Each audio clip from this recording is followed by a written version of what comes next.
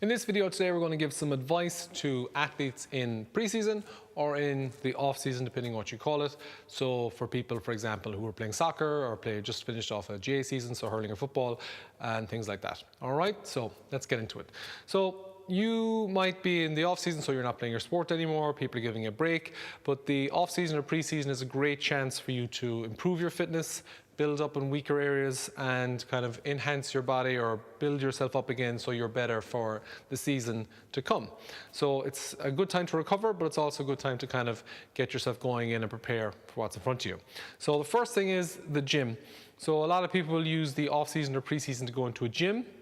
And the first thing I would say to people, look, if you have the ability to get assessed to see where your weaknesses are or where you could have improved upon your body, just so that you can focus in on that, that'd be great. So I would say try and get an assessment with someone if you can, or come into a gym and ask for an assessment. It doesn't have to be complicated, but generally it really helps kind of focus in on your injured areas, particularly if you're after a long season. You know, you might have different knocks compared to someone else. You might have recovering from knee injuries or ankle injuries or shoulder injuries, whatever it might be. So get an assessment if you can. If you can't get an assessment, generally look, in the off-season or pre-season, most people can do it getting stronger. If you've done a lot of aerobic work and a lot of cardio, which you probably have from running around on a pitch most of the season in training and in matches, you probably did not get time to hit the gym. So your strength probably either decreased or, you know, you maybe maintained it if you're lucky. So the best thing you can do is you will probably have to get stronger.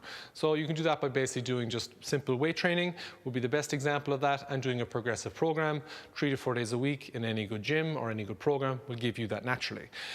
Apart from doing kind of the big basic movements to get you stronger, things like squats and deadlifts and pushing and pulling and sleds and things like that, you should probably focus as well on majorly single leg work. And the reason I recommend single leg work to people, or single-sided work or single arm work, is because it lets you use lighter weights. So if you're after a longer season and you kind of are very beat up, you probably need to recover for the first few weeks to get your body ready for the next few weeks of harder training. So by using single leg work, you're building up imbalances in your legs. So basically you're fixing imbalances that might be between your legs, so you're more symmetrical, so you'll have more balance and less likely you're going to injury by using your dominant side over your weaker side. And same with single-sided work with your arms. So you're kind of building up those weaknesses. You're using lighter weights so you can train movement patterns and get a bit better and build yourself up nice and slow for harder training to come. Another big focus for people as well is core work. And I know a lot of people just think planking, just think crunches, and they think core work, but your core is the front of your abs, your transverse abdominis, your obliques, your psoas, your hip flexors, and your lower back, your spinal erectors. So it's important to train your core from all sides so that you don't get back pain, you don't get, hamstring tears with, your glutes not being as strong as they should be, and certain muscles working over other muscles. So it's important to work your full body in the gym when you're training with a nice 3 to 4 day progressive program that any good gym or any good trainer would be able to provide you without much hassle or effort. Now, the next thing is, and this is a big thing that people forget when they are using a gym in the pre-season, is their cardiovascular fitness. Now, similar to how if you're training you're in your season and you're not in a gym weight training, you're going to get weaker. If you're not maintaining your cardio in the off season, when you go back playing football or playing soccer or playing hurling and running around the place, you won't be able to catch your breath. You'll be off the pace because simply you weren't training that energy system. So you need to kind of maintain your aerobic system and your anaerobic system. So might be able to do this simply in a gym. You could do this with, doing long, steady state cardio, either in a kind of circuit style class, or you could do high intensity training in the gym, on the bikes or the sleds or different machines. Or of course, you could do high intensity training outside the gym, something as simple as hill sprints once or twice a week. And you could do long, steady state runs or cycles or whatever you're into, just to maintain your cardiovascular fitness in the pre-season. This is very important because it'll help you recover for your gym sessions, but also when you do go back training, you won't be that one step off and you'll be able to get match fit much quicker by maintaining your cardio. So what you would do is basically in season, you might be doing 3 or 4 days training on the pitch, and you might do 1 or 2 gym days to maintain your strength and maintain all your make sure your body's kind of recovering and kind of strong for games. But in the off season, what you could do is 3 to 4 days in the gym and 1 to 2 days, including an aerobic session and a high intensity session, so you maintain your cardiovascular fitness as well. So it's very important to maintain that energy system so the gym doesn't make you slower, as some people might think.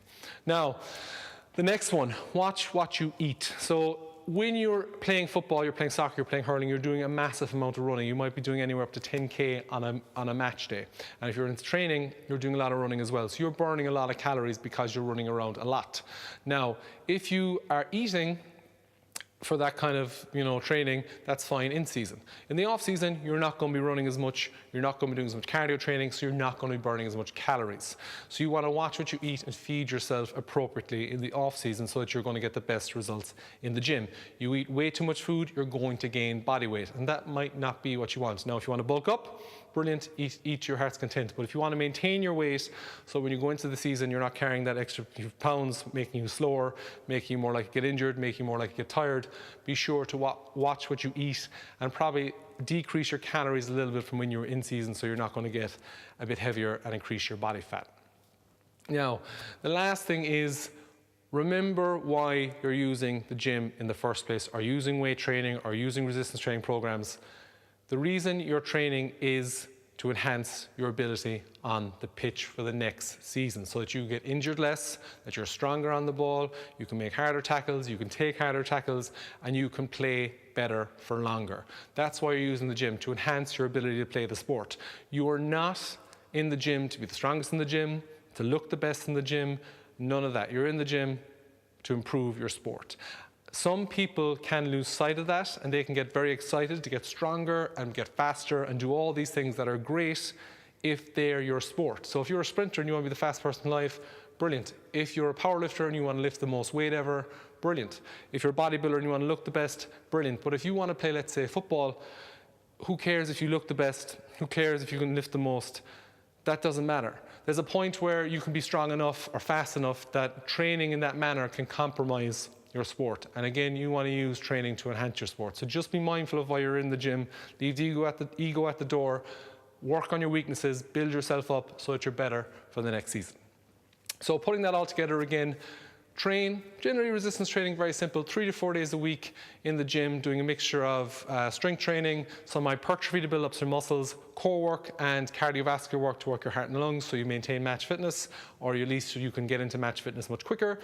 Watch your diet, make sure you're eating for your goals, and be mindful that probably your energy expenditure has drastically dropped now that you are not running around the place playing sports, and you should be fine going into next season. Probably better, probably stronger, able to play better, which means more likely chance of winning. All right, guys, if you have any questions or anything like that, or want nutrition advice or programs for off-season, or want to come into the gym and see what it's like, you can let us know, tag a friend, or share the post, or whatever you want to do. Hope you found this video informative, and we'll talk to you later. Cheers.